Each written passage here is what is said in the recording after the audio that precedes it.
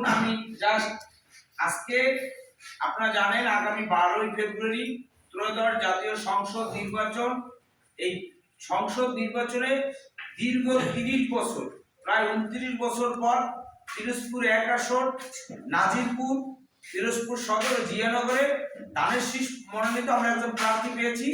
আমরা যারা বিএনপি পরিবারের সন্তান আমরা সবাই খুশি, আমরা সবাই বলি শুকুর আলহামদুলিল্লাহ।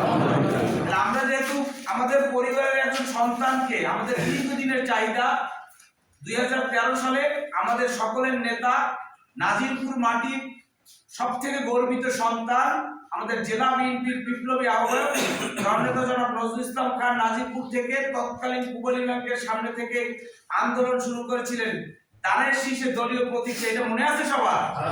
আমরা সেই আন্দোলন করে জননেতা নজরুল ইসলাম খান 2013 সালের আন্দোলন আজকে আমরা সফল করেছি এবং তিনি জেলা বিএনপির আহ্বায়ক থাকা অবস্থায় এটা সফল হয়েছে। এটা আমাদের গর্ব না? এখন আমরা জননেতা জনাব নজরুল ইসলাম খানের এই আন্দোলনের চূড়ান্ত ফসলকে আমাদের ঘরে তুলতে হবে না? আমরা দানের শীষে প্রার্থী পেয়েছি, এই দানের শীষের প্রার্থীকে আমরা যদি বিজয় করতে পারি, আপনি এখানে এই যে ওয়ার্ড বিএনপির সভাপতি আছেন কি কাকা? বিনয় কাকা। বিনয় কাকা যেমন এই ওয়ার্ডে গর্বিত হবে, নাজিরপুর থানা বিএনপিতে যারা আছে তারা আরো বেশি গর্বিত হবে না? থানা বিএনপি জেলার যে দায়িত্ব আছে সে কেন্দ্র পর্যন্ত গর্বিত হবে না? তারেক রহমান তাকে ফোন দিয়ে ধন্যবাদ জানাবে না যে তুমি দায়িত্ব থাকা অবস্থায় পিরোজপুর 1 আসন এই 30 বছর পর উদ্ধার হয়েছে, অতীতে কেউ পারে নাই? এইটা সবাই মাথায় রাখতে হবে। এর জন্য আমরা নাজিরপুর উপজেলা বিএনপি দফায় দফায় বৈঠকের পর আমরা সর্বোচ্চ সমন্বয় করে আমরা দানের শীষ প্রতীকের পক্ষে কাজ করা শুরু করেছি। এই দানের শীষ প্রতীকের পক্ষে আপনাদের কাজ করার জন্য আপনাদের ইউনিয়নে তদারকি করার জন্য একটি আহ্বায়ক কমিটি দেওয়া হয়েছে। শুধুমাত্র নির্বাচনকালীন সময়ে এই কমিটির কাজ হচ্ছে আপনাদের ইউনিয়নে নির্বাচনটা পরিচালনা করে। সেই কমিটির এই অঞ্চলে আমরা যাদের চিনি তাদের মধ্যে সবচেয়ে বয়োজ্যেষ্ঠ আমাদের জিয়া পরিবারের যোদ্ধা মুজিবুর রহমান চাচাই আমরা জানি সে সবচেয়ে বয়োজ্যেষ্ঠ, তাকে আহ্বায়ক করা হয়েছে। আর বাকি আপনারা সবাই সদস্য যারা আছে সবাই বসেন ভাই বসেন। বাকি যারা আছে তারা আপনারা সবাই সদস্য, আপনারা তো মনে হয় সবাইকে এই সদস্যদের চেনেন। এটা একটা নির্বাচনকালীন খণ্ডকালীন সময় কমিটি এবং আপনাদেরকে তদারকি করার জন্য নাজিরপুর উপজেলা বিএনপি অন্যতম যুগ্ম আহ্বায়ক সাবেক ছাত্র দলের উপজেলা ছাত্র দলের সভাপতি আমাদের বড় ভাই জহুরুল ইসলাম বাদল ভাইকে প্রধান সমন্বয়ক এবং সাথে আমাদের কিছু সমন্বয় করে একটা কমিটি তদারকি কমিটি দেওয়া হয়েছে। নির্বাচন পর্যন্ত যে কোনো সমস্যা এই টিমটার কাছে আপনারা জানাবেন, তাদের মোবাইল নাম্বার দেওয়া আছে, আপনারা বাদল ভাইয়ের সাথে আমাদের সাথে যোগাযোগ করবেন এবং ইউনিয়নের যে আহ্বায়ক বিএনপির আহ্বায়ক এবং এই নির্বাচন পরিচালনা কমিটির আহ্বায়ক তাদের সাথে যোগাযোগ করবেন। ইতিমধ্যে গতকাল তারা নিজেরা বৈশা একটা সিদ্ধান্ত করছে, সিদ্ধান্ত করে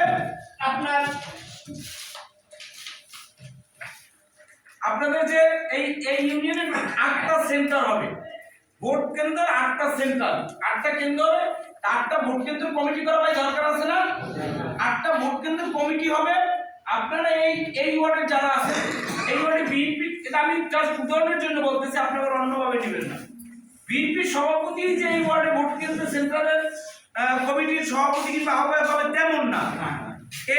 এই সেন্টারে আপনারা যাকে যোগ্য ক্ষমতাবান, যার কথায় এই অঞ্চলের মানুষ প্রভাবিত হয়, সম্মান করে, ভালোবাসে, এরকম যে কাউকে বানাইতে পারেন। সে যদি নির্দলীয় হয়, আপনার দলের না, আপনার দলের হয়ে ওপেনলি সে মিছিল মিটিং অংশগ্রহণ করতে পারতেছে না, কিন্তু সে ভদ্রলোক ভালো রিটায়ার্ড শিক্ষক, সে বিএনপিকে পছন্দ করে, ভোটটা বিএনপিতে দেবে, এরকম একজনও বানাইতে পারে। এই আলোকে আমরা আজকে এইখানে উপস্থিত হয়েছি। আপনারা সিদ্ধান্ত দেবেন এই ওয়ার্ডের লোকজন, কিন্তু এটা কি 2টো ওয়ার্ড মিলে একটা কেন্দ্র, একটা ওয়ার্ড মিলে যেটা একটা কেন্দ্র, আপনারা সিদ্ধান্ত দেবেন কাকে নির্বাচনকালীন আহ্বায়ক করলে ভালো হয়। আমাদের প্রধান সমন্বয়ক আছে, ইউনিয়ন নির্বাচন পরিচালনা কমিটির আহ্বায়ক আছে এবং ইউনিয়ন বিএনপির আহ্বায়ক আছে, আমার এই বন্ধুবর উপজেলা যুবদল নেতা মঞ্জু আপনাদের আহ্বায়ক কমিটির মেম্বার আছে। আপনারা যারা ওই ইউনিয়ন বিএনপির সদস্য সচিব আছে, আলোচনার মাধ্যমে ওপেন বললেন ভাই নির্বাচনটা সবার, ধানের শীষ হেরে গেলে আমরা সবাই কষ্ট পাবো, সবাই লজ্জিত হব। যদি নিজের মনের মধ্যে কষ্ট রেখে, ক্ষোভ রেখে ধানের শীষকে পরাজিত করি, আপনি যখন টাঙ্গাইলে গিয়ে পরিচয় দেবেন আমি পিরোজপুর 1 আসনের সন্তান, আমি বিএনপি করি, টাঙ্গাইলে আপনার বন্ধু গায়ে দেবে যে এটা কোন সাইডের বিএনপি করে, 30 বছর তো জামাতের আসন, এই বিএনপি তো হবে, এটা বলবে না ভাই? তাহলে আগে আপনার নিজের সম্মান বাঁচাইতে হবে। আপনি বিএনপির যত বড় নেতা হন, এই ইউনিয়নের, এই ওয়ার্ডের, এই থানার বিএনপি, যুবদল, ছাত্রদল কোনো পরিচয় কাজে আসবে না যদি ধানের শীষের বিজয়কে আমরা ঘরে তুলতে না পারি। এই বিজয়কে ঘরে তুলতে হলে ভাই ঐক্যবদ্ধ হতে হবে, সকল ভেদাভেদ ভুলে যেতে হবে। পদ পদবীর লালসায় নিজের দলকে কেউ চুরিকাঘাত করবো না, এই শপথ করে আজকে একটা কমিটি করে যে আমার আহ্বায়ক দরকার নাই, অমুকে হোক, এই সেন্টারে ভোট বেশি পাবো। এটা 12ই ফেব্রুয়ারি রাত্র পর্যন্ত পাই। তারপর আবার এই যে একটা মিটিং ডাকবেন, আমরা মিষ্টি খাবো, সেদিন আপনারা ইউনিয়ন বিএনপির, ওয়ার্ড বিএনপির আপনারা প্রতিযোগিতা করে নেতৃত্ব নিয়ে, ঠিক আছে? কিন্তু এখন কোনো প্রতিযোগিতার দরকার নাই।